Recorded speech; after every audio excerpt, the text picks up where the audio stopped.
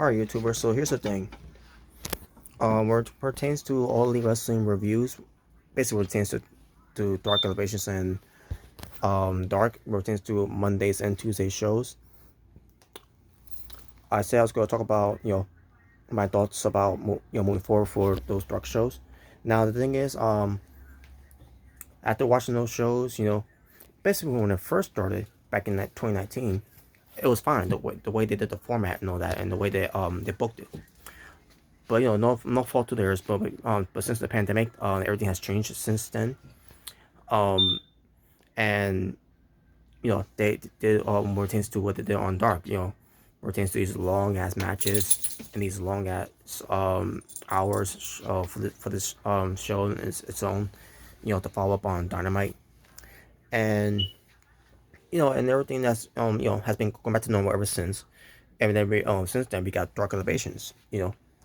And I thought from there that was gonna be the end of Dark or AEW Dark on Tuesdays. Which I think some of us thought that was gonna be the case, but especially me, I thought that was gonna be the case. But then it turns out that wasn't the case at all. They're still doing Tuesdays Dark. Meanwhile, you still got Mondays Dark Elevations going on, and sometimes they'll do a show for both shows that's way too long. Sometimes one ends up being short, one ends up being long. You know, it depends how you you know you know view it and all. But um since there's really nothing to gain watching Dark Elevations anymore. In my opinion now, because they've been doing some things too on Dark Elevations that that show matters more than Tuesday's Dark. So they done some format there where it's to showcase with Paul White and doing things like Rising Stars, like that. I think that's what it was, and other things too. But then ever since they haven't been doing that, it's become a regular Dark show on pertains to Tuesday's Darks. Basically Dark Elevations is Tuesday's Dark, and where it pertains to me moving forward of these reviews, this will be my last time ever doing Dark Elevations and Dark review results, to give you that, to be exact. And as far as me watching Dark Elevations and Dark, I'll watch some matches that matters to me the most, because let's face it, the other matches on that show just doesn't really matter, doesn't really interest me at all.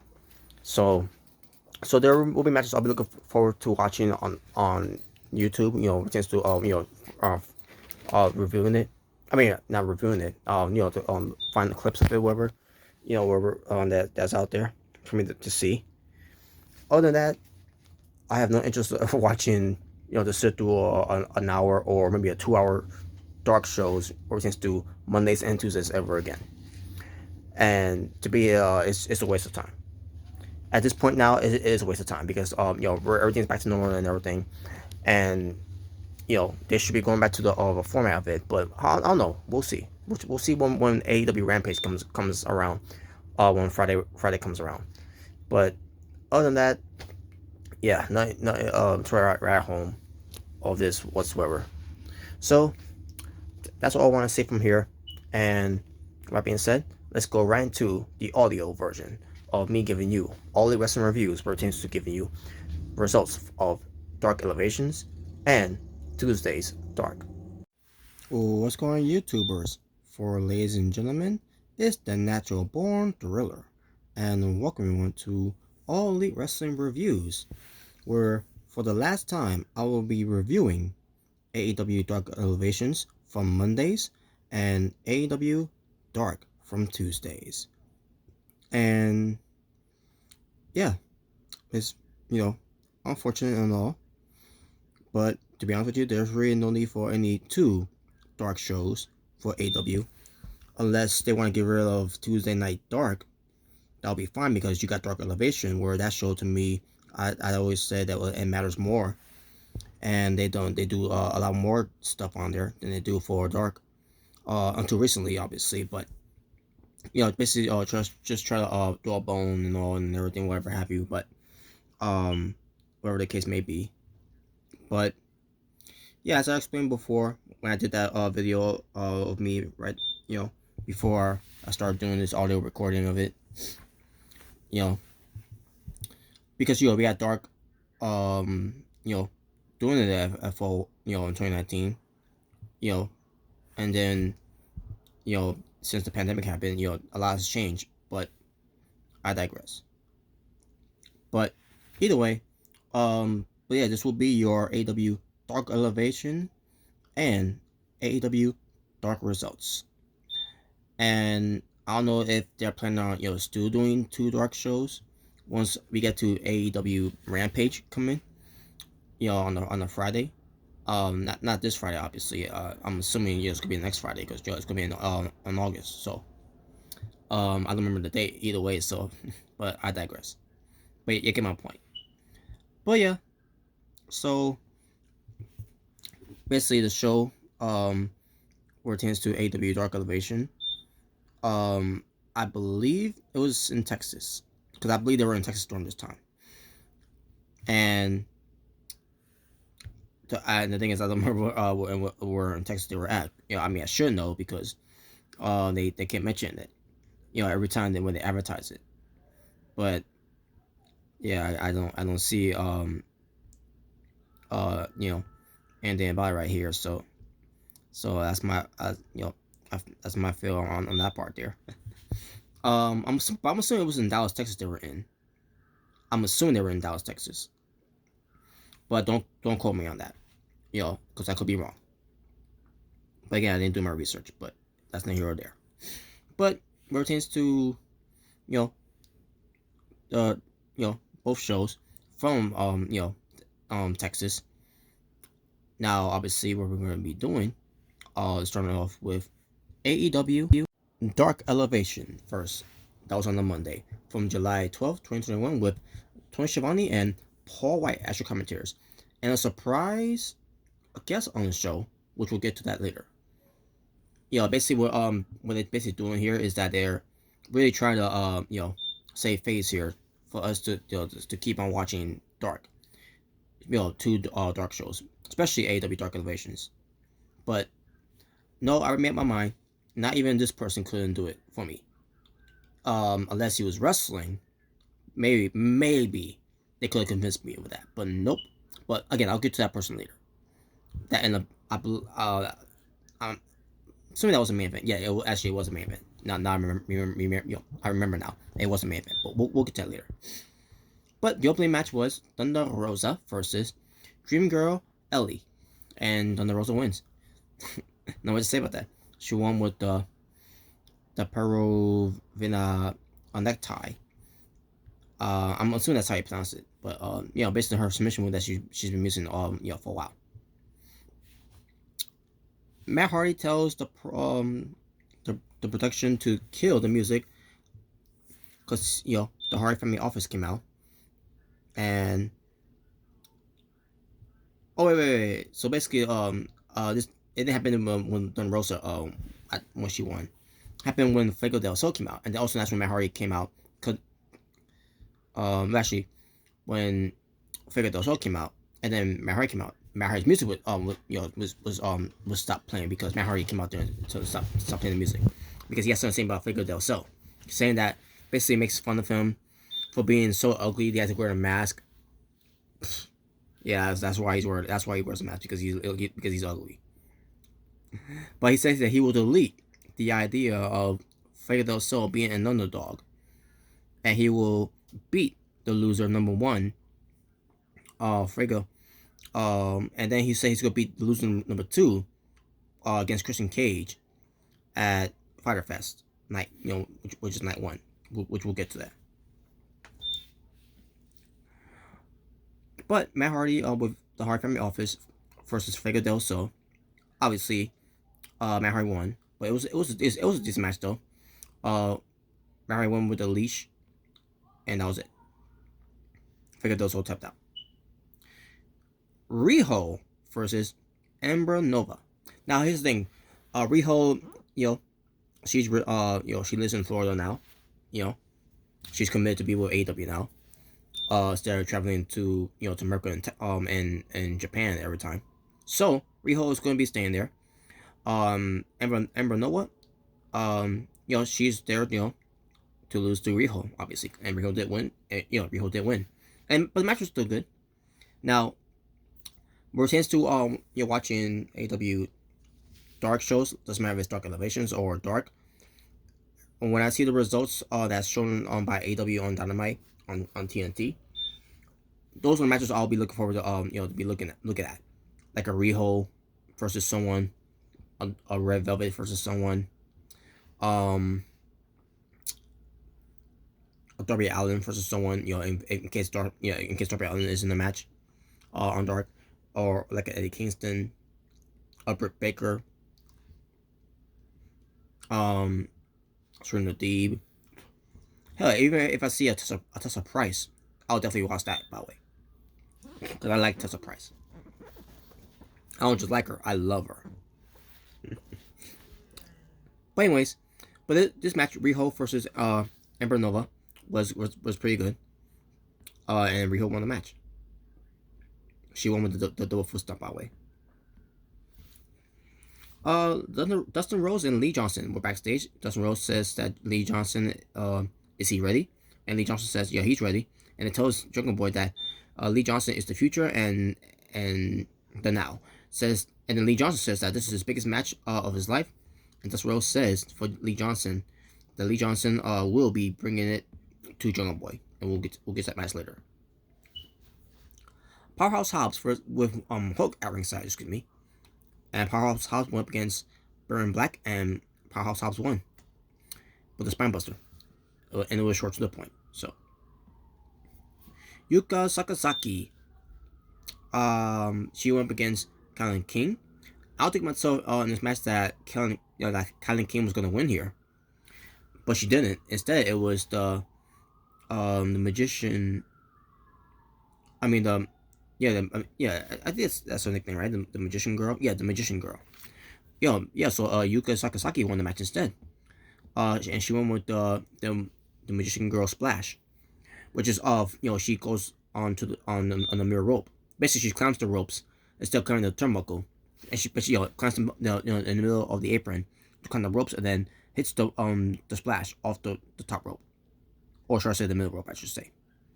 But yeah, that's the magician splash. No, the magician girl splash, I should say. But yeah, I was in a way I was kind of surprised, but at the same time, she is going up against Penelope Ford on Fighter Fest, so that's why she had to win. She needed it's about getting that momentum. Maskcaster with his rap highlights.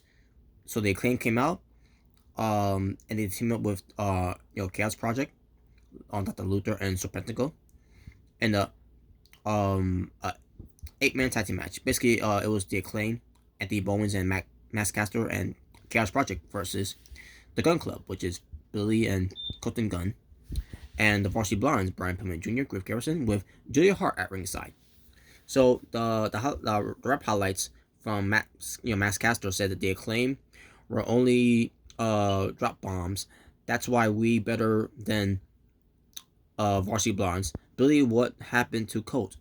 He's so ugly you won't. I mean, that you should have worn a Torjan, something like that. I can't remember how it was pronounced, but he says, but you about to get swept like a Miami Heat, and that was it. And as far as the match was, it was decent, with the Gun Club and the Varsity Blondes winning. After the match, the one picked up the win. It was Brian Pillman Jr. with the flying lariat, which is Eric Pillman onto, I believe it was to San Francisco. Oh, I'm sorry, I believe it was to Dr. Luther, because it says Dr. Luther was tagged in the match, so I'm assuming it's Dr. Luther who took the pinfall this time. But the Varsity Blondes and the Gun Club wins. And after the match, one more, folks. I gotta do something here. Okay, sorry about that, folks.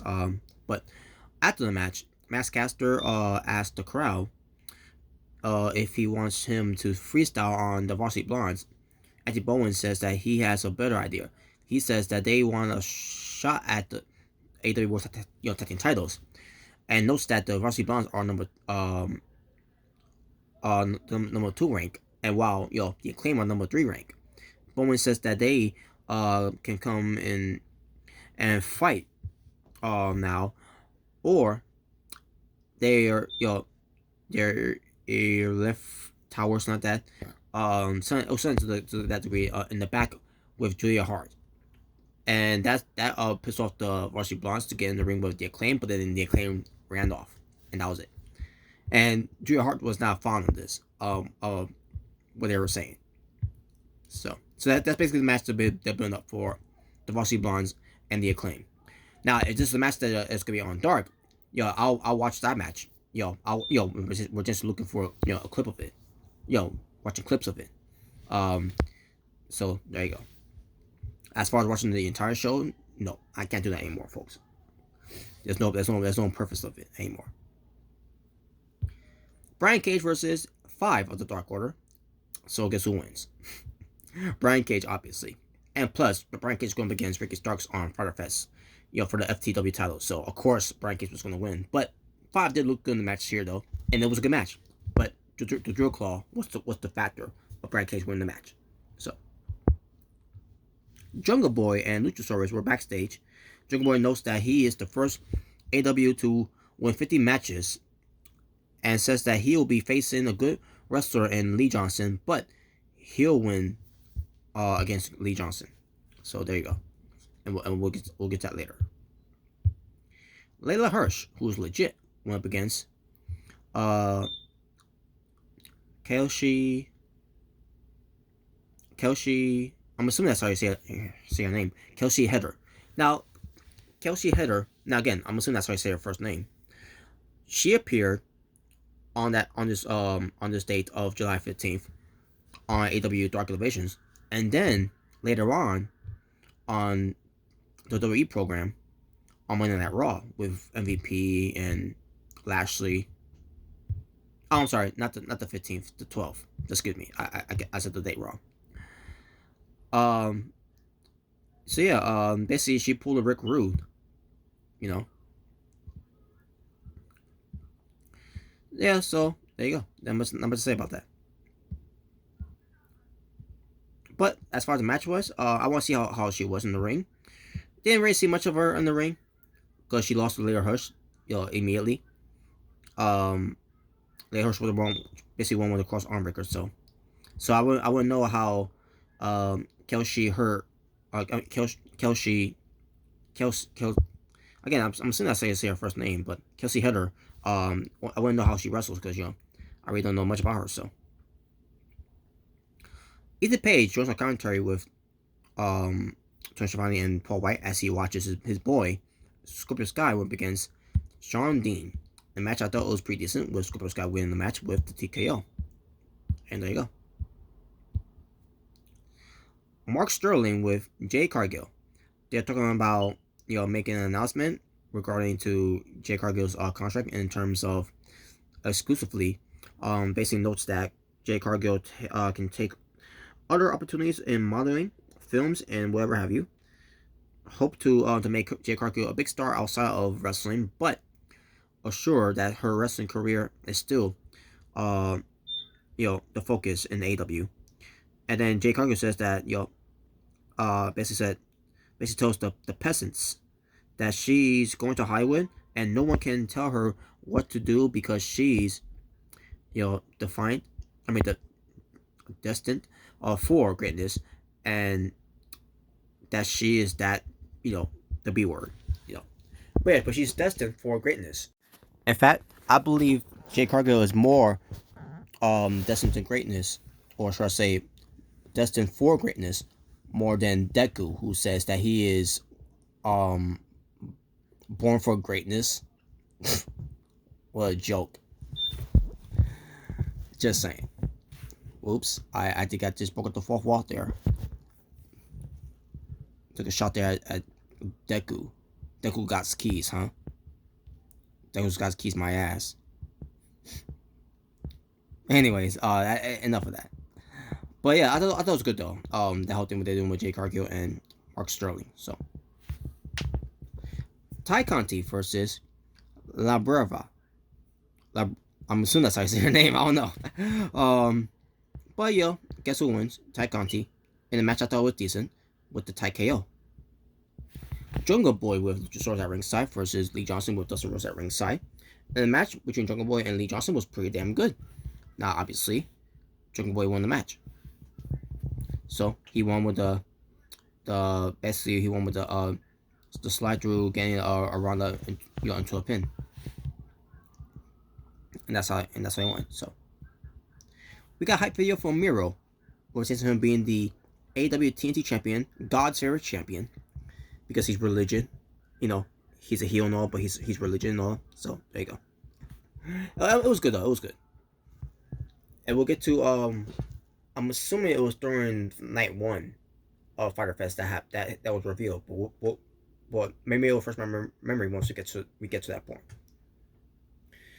Red Velvet versus Layla Gray. The match I thought was pretty decent, with Red Velvet getting the win with the Chef's Kiss. And there you go. No what to say. Jorah, Joel. I'm messing up his last name now. The Indian wrestler that Matt Hardy is trying to recruit to, and basically teaching him the ropes of being a member of the Hardy family office. But Jorah says that after the time that he thought about it, he will accept Matt Hardy's offer to join the Matt Hardy family office. Says that he's going to do this to fulfill his dream. Says that he wants to be a role model, and starts with on his first time in AEW in front of crowds. So there you go. I see he's got potential, by the way. This guy. Obviously, I will learn his name and not botch it this time. But then again, I always botch names, so I digress. But I see some potential in this guy. More potential than I see of Shira. Just saying. Chuck Taylor, Orange Cassidy, and Wheeler Yuta went against Private Party of Isaiah Cassidy, Mark Quinn, and Jura Hula. The Indian guy. Basically they have him wear this jersey. To basically. Oh, by the way, yeah, it's nothing. They're not in Texas now. Now that I think about it, because I just remember. Because the Acclaims pertains to the Acclaims highlight rap and the promo too. They're in Miami, Florida for this one. So my fault, folks. My fault. So yeah, this was they were in Miami, Florida. So my apologies for that. So, with that being said, so yeah, they have him wear his jersey where where it pertains to getting heel heat against the Miami Heats, I guess. And I forgot what jersey they were wearing, what that they have him wearing. Probably having a Jorah wearing, to wear. Excuse me, but at the same time, basically it was to get heel heat, and it worked. It worked. So, but as far as the match was, it was decent, and in the end, it was the Hardy family office losing. Not Chuck Taylor, Utah, went for a backslide crucifix pin onto Jorah, and there you go. Not much to say about that. Oh yeah, after the match, I guess it was gonna be some kind of fight going on, but then all of a sudden the trio and Christian Lander give the people what they want. Oh, I'm sorry. I think Christian Lander was out there at one point. I don't remember now, but either way, Christian Lander came out there though either way to celebrate with all the victories and all that, because you got to get the people what they want. Versus the group hugs. So, and Party was was scolding on Jorah because he lost the match for them. Hikaru Shida versus Julia Hart with Brian Pillman Jr. and Griff Garrison at ringside. And match I thought it was decent, with obviously Hikaru Shida getting the win with the full metal muffler onto Julia Hart, and she tapped out. So this is a match though. And finally, the main event, and Hennigo with Hardy from the Office at ringside versus Darby Allin with Sting at ringside. So yes, the icon, the winter Sting is here. Was there on AEW Dark Elevations. Now it's no Dark on Tuesdays, which not that I care for either way, but in a way I'm kind of glad it was Dark Elevation because this is a show that that bounced the most and everything. But at the same time, even though it was good to see Sting there, but the thing is, Sting was not wrestling. Darby Allin was. So yeah, basically this could have been their chance for me to continue to watch Dark Elevations and to watch basically just to watch AEW Dark Elevations, for me to review it, just to watch the entirety of the show. But then again, we'll see, folks. We'll see.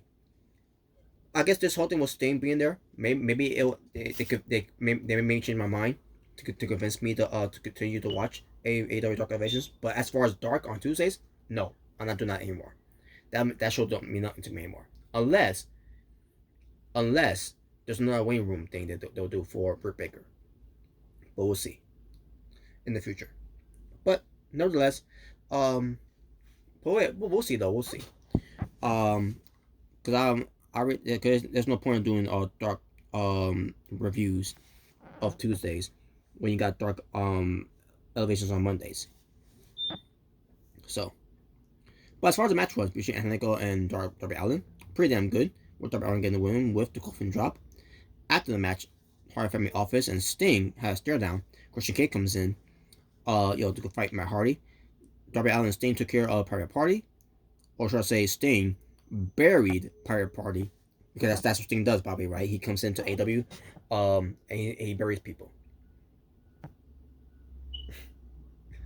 Anyways, I miss saying that, by the way. But anyways, Sting gets on a microphone and says, by the way, also Ethan Page and Scorpio Sky came out and has stare down with Darby Allin and Sting, and that was it. And then Sting gets on the microphone and says, "Woo!"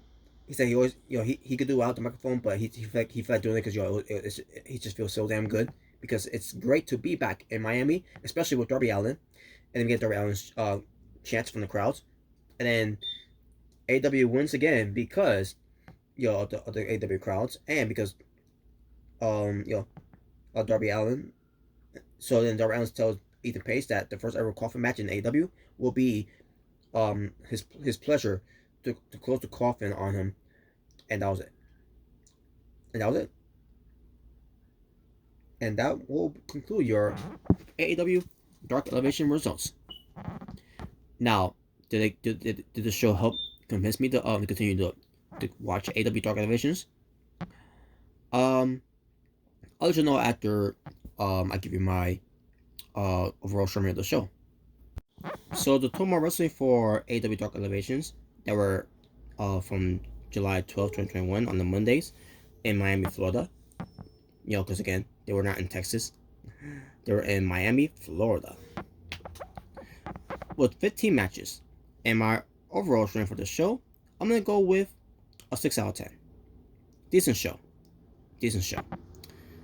And that'll conclude your results for AEW Dark Elevation. That was on the Monday. Now, did this show convince me to continue to watch AEW Dark Elevations? That am I going to change my mind here? I'll give it one more chance. I'll watch AEW Dark Elevation the next after this show. I mean, obviously, I already finished watching this, this show, which I already covered for you all here. So, but I'll check the other show out to see how that turns out. But now let's move on to AEW Dark on the Tuesdays for the last time. I guarantee you, folks, this is the last time I watch AEW Dark, because this one doesn't mean anything to me. But yeah, your commentators, Excalibur and Taz. So let's get right to it as I try to get to it. So this won't take long, so here we go. Matt Hardy with the Hardy family office defeated some guy named Josh C. Because Matt Hardy's facing Christian Cage, so of course he's going to win this match. And this is what I'm talking about with AEW Dark. The show doesn't mean nothing to me because, because one, I know who's gonna win, and two, it's meaningless. It's pointless. So there you go. That's one. Brian Cage versus Fox Vinziar, however you say his name, wherever, and beats him with the drill claw. That's two. The Acclaim, Anthony Bowens and Max Caster. There's some guys named Derek Pistorius and Roman Rosell, whatever. That's three. Diamante is being wasted on this show, by the way, as she defeated Harlow O'Hara. I don't know who she is, but I liked her. But at the end of the day, who cares? That's four. Scorpio Sky joins on commentary with Excalibur and Taz as he roots for his boy Ethan Page, defeating Ryan Mandel. That's five. Someone named Sahara 7. Sahara 7 versus Big Swole, and Big Swole wins. And Big Swole cut a promo, but I didn't care for the promo. I really don't know what she said, but that's 6. Because it did this before with us Big Swole, and it meant nothing before. So why I care about this now? Dante Martin defeated some guy named SRP, and that's 7. I can't remember if it was 6 or 7. My mistake. It was 8. Dark Order, Evil Uno Stu Grayson, with negative 1 at ringside, defeated someone named Papa Don and obviously I know who this is. Sean Maluna.